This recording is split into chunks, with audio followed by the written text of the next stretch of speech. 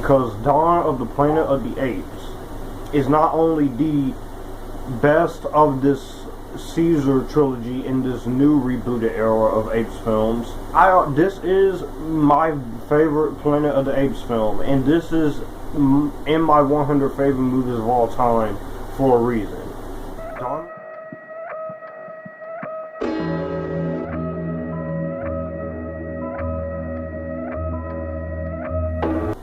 What's up, everyone? Welcome back to Epictastic Joshua, where I talk movies, TV, and on a few occasions, music and anime. My name is Joshua Drake, and here we are.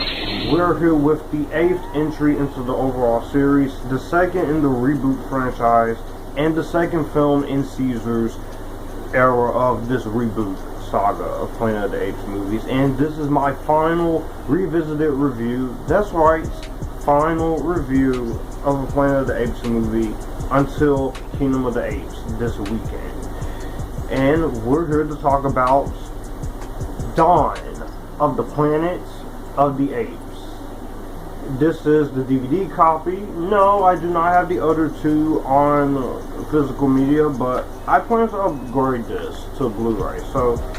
But it did come with a digital copy. I got this in 2015, by the way. So Dawn of the Planet of the Apes is the 2014 sequel to Rise of the Planet of the Apes.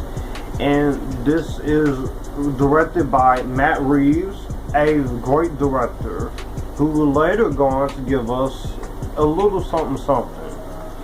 And it's written by Mark Baumbach, Rick Jaffa, and Amanda Silver. And this stars Andy Serkis as Caesar, alongside Jason Clarke, Gary Oldman, Kerry Russell, Toby Kebbell, Cody Smith-McPhee, Karen Carnival, and Judy Greer.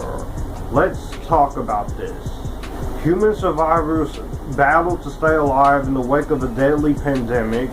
This is 2026 in the premise of this movie. And Caesar is trying to maintain control over his expanding ape community, which could lead to an all-out war between the apes and the humans. So you have a group of humans that are trying to get power so they can restore power to their city in ruins with other humans. While also you have Caesar going through his own character arc where he's trying to maintain peace in his home. And Cobra is trying to start some shit. But see, that's pretty much what we are dealing with in this movie. I remember when this movie was getting ready to come out, and the ending of Rise of the Planet of the Apes set up the potential possibilities of a sequel so well. And this was going to be announced for 2014, and I didn't even know. I just said, Rise of the Apes, that's it. There's no more story. But then I saw who was directing this. I looked up information, and this was going to come out on July 11th. And so Rupert Wyatt, he did not return to this. This time around we have a director, Matt Reeves, of course. And Matt Reeves came and took over for this. And I think it was for the better of it. Matt Reeves is a great director. He's done TV shows like Felicity. He also did Let Me In and Cloverfield, which was my first exposure to him.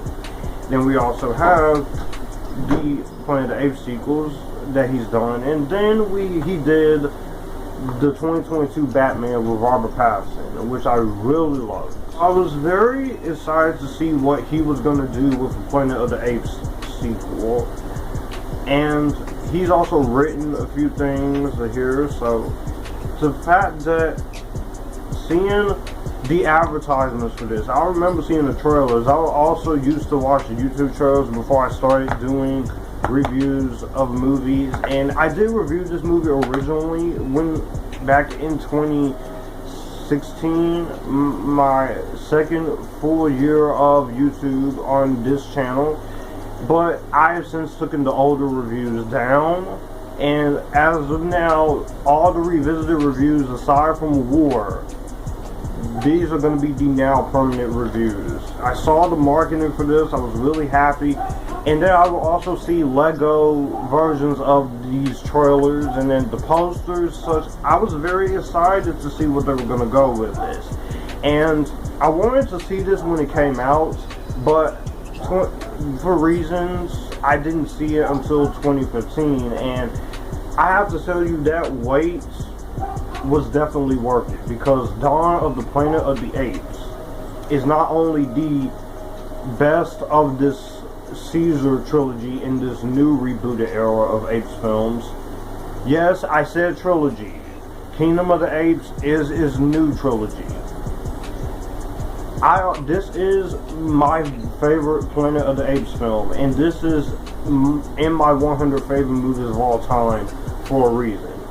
Dawn of the Planet of the Apes is a sequel I not only think is good, just as good as the original, but I also think it does better than the original film in this trilogy. It takes everything that we built from that first movie and just says, we're going to do it better. We're going to give you a better story. We're going to give you a better action. So, let's talk about Dawn of the Apes. My first big positive when it comes to this is Matt Reeves' direction. Matt Reeves' direction, he's able to take... Rupert Ryan did a great job with the first film in this reboot era and this trilogy of films, but I really do think that it's really Matt Reeves in this that really gets his time to shine, and he really does come and have some play in what he goes for in this. This time around, he's dealing with the story of humans and such, but he's also dealing with apes. And I think the way he goes about it, and I think the way he approaches it, is a monumental achievement. In the hands of a lesser-known director, this could have been a very disappointing sequel, but I think Matt Reeves is able to tackle the themes of what's going on since the last Planet of the Apes movie so well, and he definitely really goes into so many different themes. You're having to deal with 10 years after a disease wipes out most of mankind, and from the opening scene here, this really does give you on to some very amazing moments. So this is just a phenomenal way to get us back into the world of the apes. This time around, we have Caesar with his own character journey, which I was really a big fan of this time around, as he does not want to get into a conflict with humans. He trusts humans, it's just he doesn't want to start a war with them. But we have Koba on the side, where Koba, and this is the thing I really like about Caesar and Koba's dynamic in this movie, because you understand both sides. Caesar, who he trusts humans, and he says humans are not a threat, they just want to live their peace like us. But then you also have Koba, who, because he was experimented on and mistreated and abused by humans, he wants to start a war and he wants to just kill everyone. And I really do appreciate that thing. And there is responsibilities of talking family-oriented apes, and Caesar is confronted with the responsibilities of protecting your home and diplomacy. In one of my favorite scenes of this movie, he says, if we go to war, we could lose everything we built. Home, family, future. That is a fantastic moment here, and he's the only actor in this to return, while everyone else here is not in this. You do have a cameo by James Franco, but I will say the way this movie goes into it, I think what they do in terms of the story is making it for a really welcoming experience with the two ideologies of Caesar and Koba. You love Caesar and Koba, but you also hate Koba, and I think that comes to the writing of Mark Baumbach, Rick Jaffa, and Amanda Silver, who they're allowed to put you in this conflict, and you see both the good and the bad of the humans and the apes. They're trying to survive, but they're also not perfect. I really admire that. I love that type of story, and that is why I really think this movie shines really well in terms of the writing and the directing. And it's all thanks to Matt Reeves, Rick Jaffa, and Amanda Silver. They understand the assignment, and they definitely know that they give you multi-layered characters and multi-layered arcs here. They don't just do the apes are good, humans bad. I like that about these newer Planet of the Apes movies, that they don't do that. I have to say, the special effects in the first movie, they were really good, but this movie, they get a massive upgrade this time around. I love the effects work in terms of this movie. It's really beautiful. Some of the locations here, it's not just all motion capture. They also shoot in as many locations as they can. They filmed in the forest, they filmed different landscapes. This was filmed in Vancouver Island and Canada and New Orleans, and there's a lot of great set locations, but they also add CGI and massive to make it look like this city that you're in is in ruins, while the Apes world is all forests and trees. And it's due to incredible work by weather effects and also the effects of a good mix of practical and CGI. The budget was $170 million. That's the thing I really enjoy about these Apes movies. Compared to some movies where they just go $200 to $300 million budget. You see the actual care that they put into the locations and the CGI. And I really do admire that such. It just goes to show you, you don't always have to have a $200 to $300 million budget. Looking at some of the MCU movies, and I'm also looking at you, James Cameron, this is how you do it. On top of that, just the sheer spectacle, the cinematography by Michael Sarrazin, who he's a well-known cinematographer. I love his camera work in all of his movies he's done.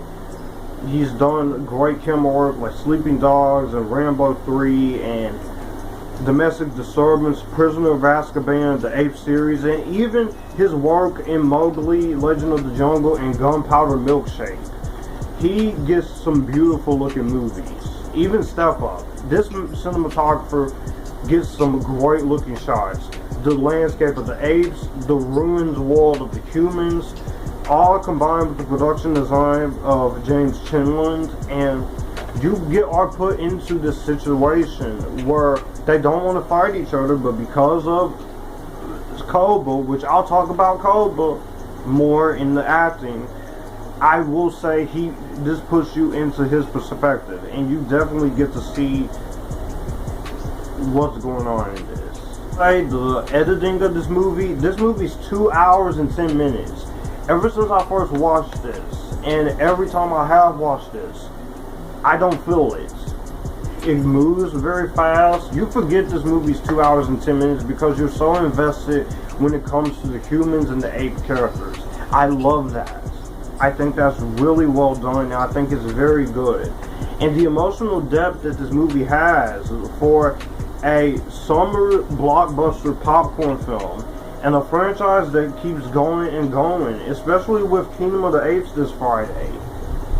The word of mouth and the darker tone and the first film's way of ending determined how this movie is going to go, and the attachment of the new characters.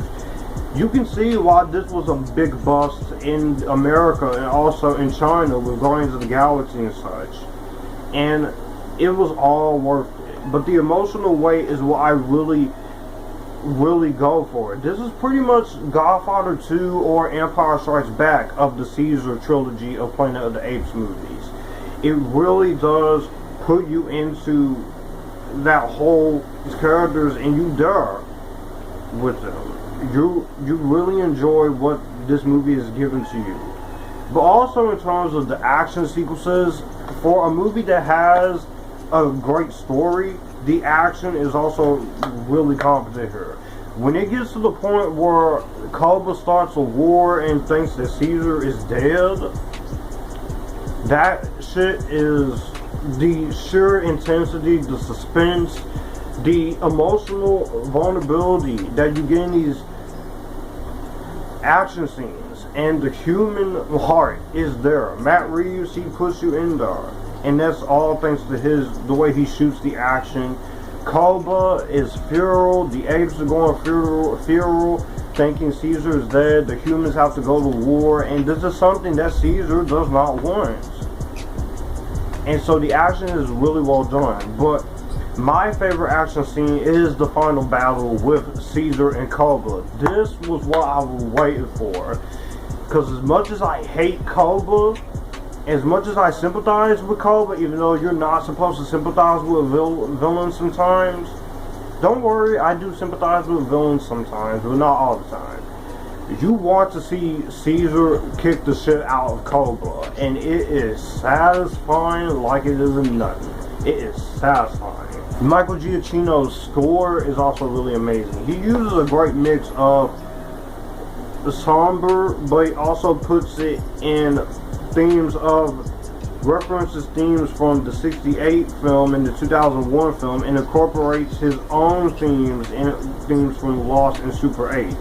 It's a really well done score. You have great music in here. The choir is also in there, and it's very monolithic kind of music that you feel the tonal, eerie choir, and also you feel a big sweeping orchestral score here. When it has its most vulnerable moments, you can disconnect with that, where he learns from Bad Bird that directors and composers need to be hand in hand every step of the way. So the score is very well woven into it with the thematic structure, and I really enjoyed the score. Let's get into them. I have not talked about them yet. I want to talk about the performances. What more can I say about Andy Serkis as Caesar? He is one of the best characters in movie history, and one of the best CGI characters here. He is the leader of the Apes. He is a father now. Of course, he's running a diplomacy.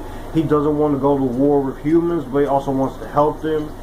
You get his ideology, and like I say, Andy Serkis is just fantastic here.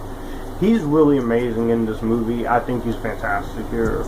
You also have Karen Carnival taking over as Maurice. I think she was good here. Terry Notary as Rocket is fantastic as his loyal lieutenant. Nick Thurston as Blue Eyes is great. I love, of course, Doc Shaw as Ash. I didn't even know it was Doc Shaw from Sweet Life and House of Pain until I saw his name in the credits. I'm like, that's him as an ape. But we do know what happens to him because he doesn't want to be a part of this. Lee Ross as Gray was great. You also have Richard King, Scott Lang as Stone and Luca. Judy Greer as Cornelia.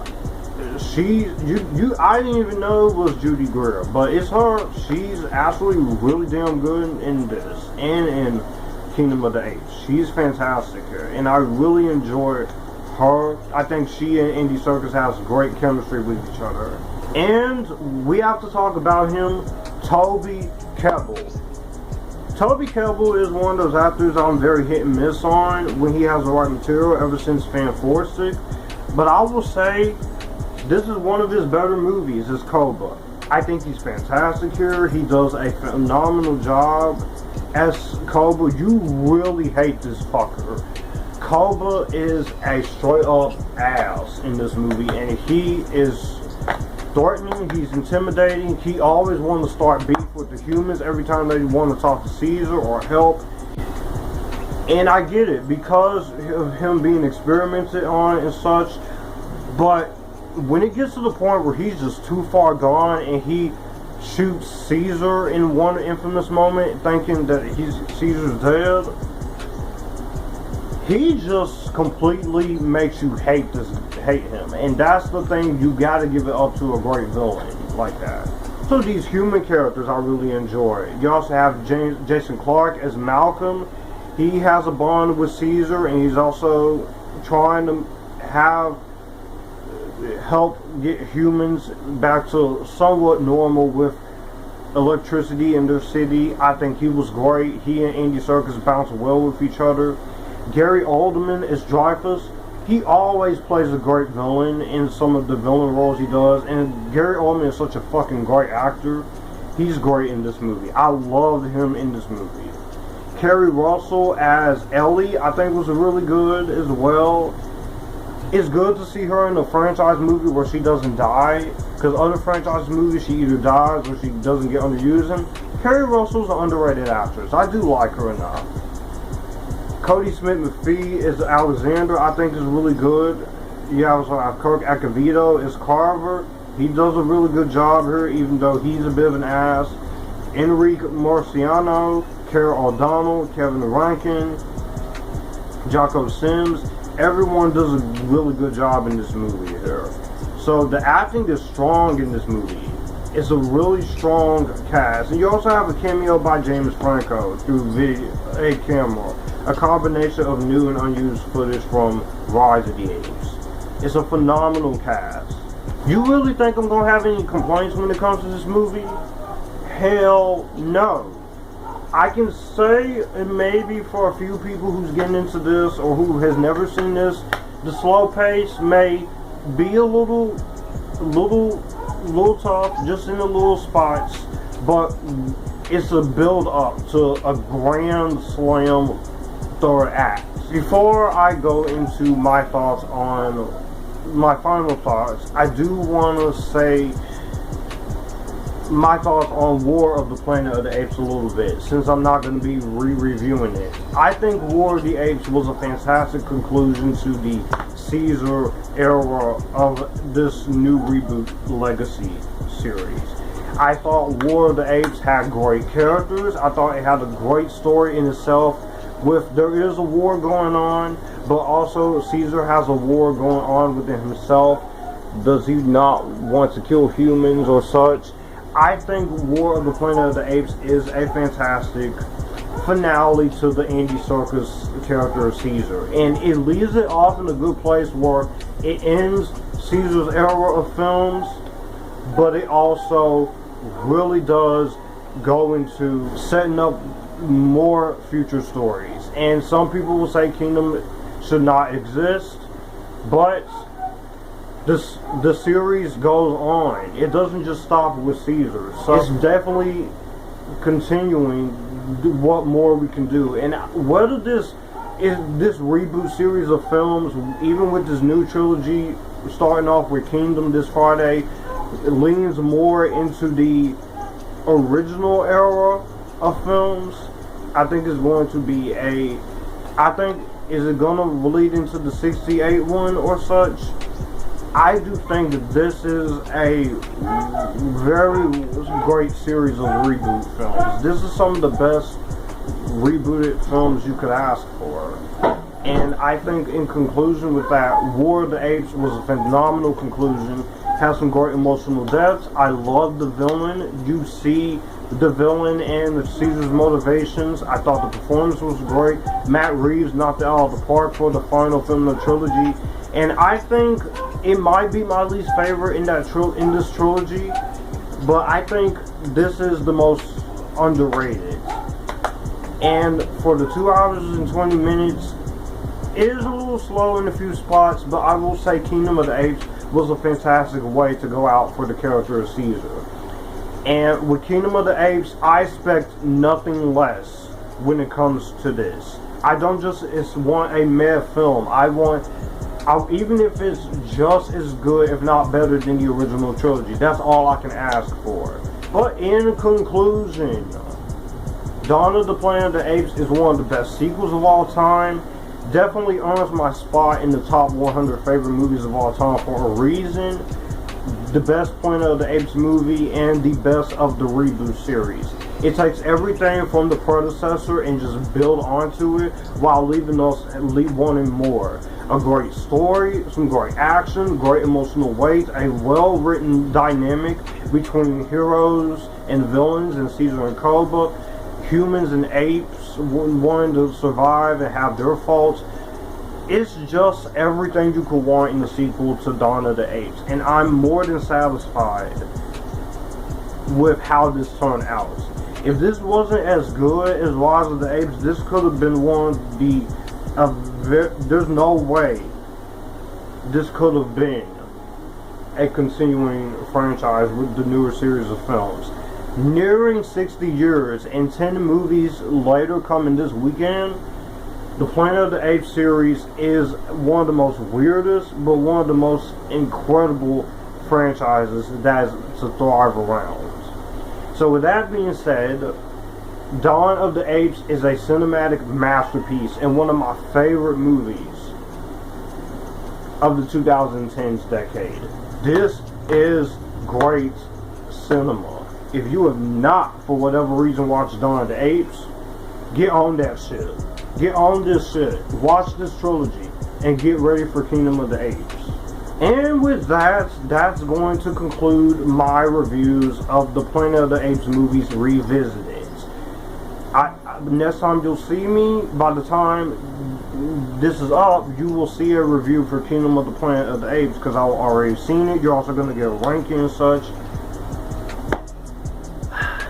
I love this franchise. This is one of my favorite franchises, and you will be seeing an updated ranking. So that's all the reviews of the Planet of the Apes, and I strongly thank you guys for watching. Well, that's going to do it for the video that you just watched. If you want to see more, my channel icon is up here. If you want to see more content from me, all my social medias are right here in this end card. I will also leave a playlist and a video here for you to see what the channel is about. As always, acknowledge me, stay epictastic, join the Epictasticness, and you guys keep it cool.